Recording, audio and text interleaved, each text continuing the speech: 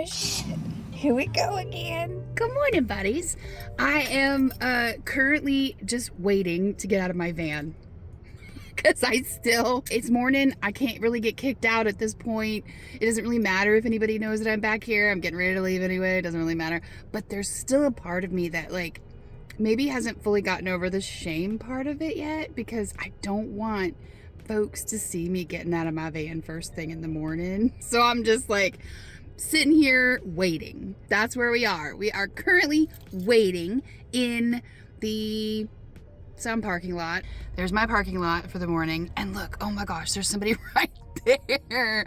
Oh my gosh, they're gonna see me. They might judge me. Why do I even care? I don't know these people, but for whatever reason, I'm still like, I don't let them see me. Let me do this real quiet, like. There's another car. I'm gonna get seen. I need to accept it and move on with my life. Today, I am going to be doing my first review. I'm excited. I am one of those review hogs that reads every review, looks at every video review, research. Like, even if I'm just buying a ruler, I will research. So I thought, you know, it'd be great if I could add my voice to the chorus of symphonic reviews out there. And of course, I'm going to start with the toilet. So yeah, that review will probably be up before this video is. But anyway, I'm excited. I'm excited to do my first review. Hopefully I do it a good job. Well, this is going to go down as one of the more interesting days in van life. I'm in a parking lot, brushing my teeth. This man walked up, you know, hi, how you doing? I'm in the middle of brushing my teeth, but I'm trying to be nice. He starts telling me that he likes to suck black men's penises. Sorry, I should probably have put a warning on here. Warning! He proceeds to spit. I won't go into all the details, all right? I was nervous, I'm not gonna lie, because I wasn't exactly sure if this was like some sort of setup to try and like get my attention. I don't know. So I was like real hyper aware of everything that was going on, while at the same time trying not to like make this guy feel bad, because he was obviously like, he needed to sort of talk about his thing without any judgment. I wanted to be that sounding board for him. But y'all, some of the things he told me. And listen, there is absolutely no shaming happening, because when I was actually interested in sex, I was a little freak. So I am not judging him at all. I'm not judging him for the things that he says he likes to do and has done and will continue to do. And the fact that he has a goal to suck 1,000 men's penises. I'm judging him a little bit for coming up to me randomly. We just do not know each other at all. I can't lie. And some of the things that he told me that he does, I won't even say it here because it's not for YouTube ears. Okay, mark that down on a thing that has happened on this journey for me. I read that as stinky binky, and I thought somebody else was just randomly telling folks about their fetish. I was just sitting here and suddenly thought, oh God, I better get home real fast or my mom's gonna get mad. I'm 50. One of me and my daughter's very favorite activities is coming to the thrift store. So that's what we're doing. We're hanging out and we're at the thrift store, and we're probably not gonna buy anything. It's mostly window shopping, but it's fine. I don't know what you did, but she is very disappointed in you. I want it. Am I the only one that just has to touch things? Like I just pass stuff and I'm one of those annoying people. Like, what does that feel like? Okay. What does that feel like? Okay. What does that feel like? Okay. I still want it. What does that feel like? Okay. What does that feel like? Okay. Okay, I behaved. I didn't buy anything. I'm gonna be very good, and I'm gonna walk away because I am a responsible individual. I'm talking to you. So I'm at the place that I'm going to park for the night. I'm back at the Planet Fitness, and I am fairly certain that it's totally fine to park here. I think this is like one of the only places in the city that I know of, other than the Cracker Barrel, which is a very sketchy neighborhood, so I don't go there. But I'm pretty sure like Planet Fitness is totally fine with me being here, and so there's nothing illegal about what I'm doing. And yet still, I will not get out of my car and go put my window cover on my back window because there's the police right there, and they got their lights flashing. And what if they don't like me? I can't do it. I won't do it. Good news. The policeman did not arrest me for doing nothing wrong. This crow seems to be irritated with the seagulls. I'm dying to know what the beef is. Y'all, I just was going through my comments and on like the YouTube Studio, Creator Studio thingy mabobby, and I saw that you can sort comments by how big a subscriber count the commenter has, and I am offended. Does that mean that some people are sorting and only answering comments from like big subscriber counts?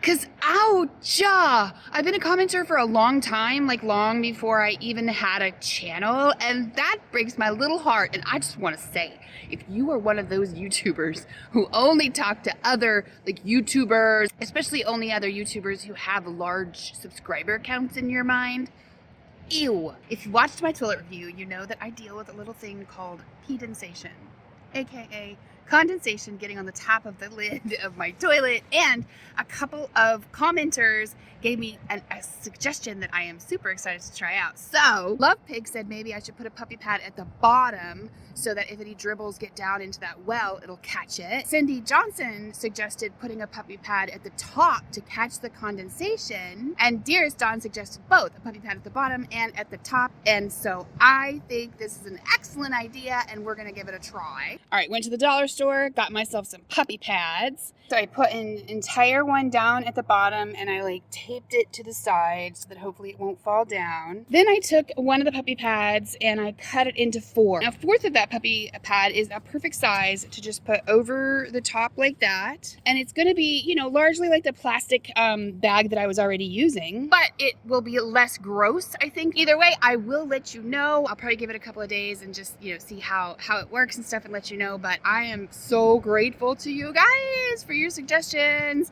because, you know, anything that will help will be a great big help. So we'll see how it goes. Thank you.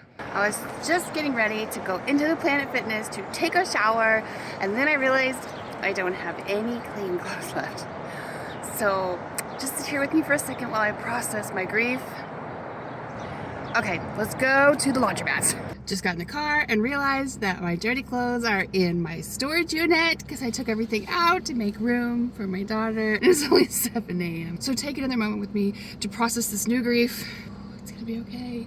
I'm not gonna get overwhelmed. I'm going to put the car in drive and go to the storage unit. Y'all, came to the storage unit to get my dirty clothes and found out they are raising my rent by $20 next month. I'm gonna get outpriced for rent everywhere. You ever have them days where you just want to scream curse words at the top of your lungs? But it's only 7:30. It's gotta get better from here. I figure I got my dirty clothes. I'm gonna go to the laundromat. I don't know, I'm feeling a little overwhelmed and frustrated right now, and usually when that happens, my brain just kind of shuts down.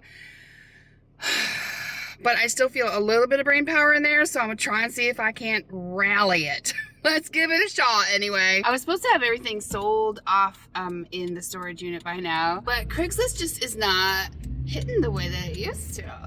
Every time I've ever moved, and I've moved a lot in my life, and every time I've ever moved, I've had something to sell, and I've always sold it on Craigslist, and it's always gone really fast. But this time, things are just a little different, you know? The world has changed. Bob Dylan was right. Times, they did a change. I used to take a nap almost every single day. One of life's greatest luxuries, if you ask me. I have not taken a nap since I've lived in the van. And I'm not exactly sure why that is. Maybe just getting used to a new lifestyle, you know, who knows. But today, for the first time, I feel like it would be a very grand day for a nap.